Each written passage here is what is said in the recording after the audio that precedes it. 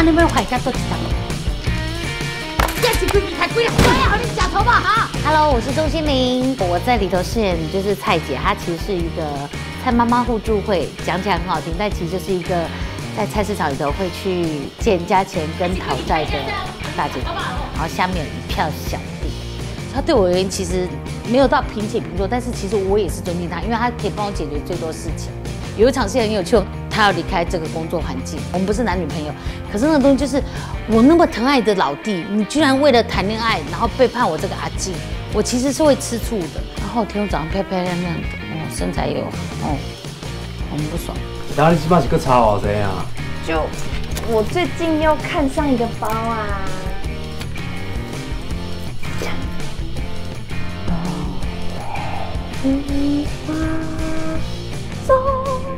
是当我那边拍骨就当的呀。真的就是开心那人会耶，跟邱泽演戏耶。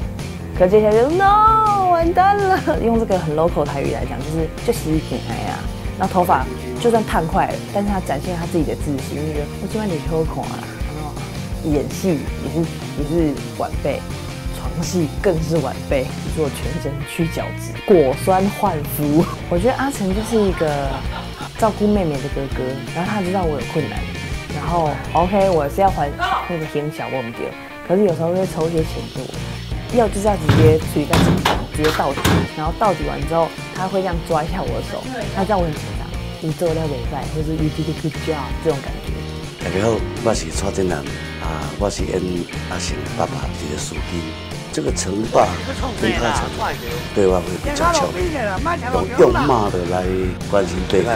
我是杨静，我在《当男人恋爱时》里面饰演的是徐明仪，对他外表看起来很坚强，但其实是装出来的。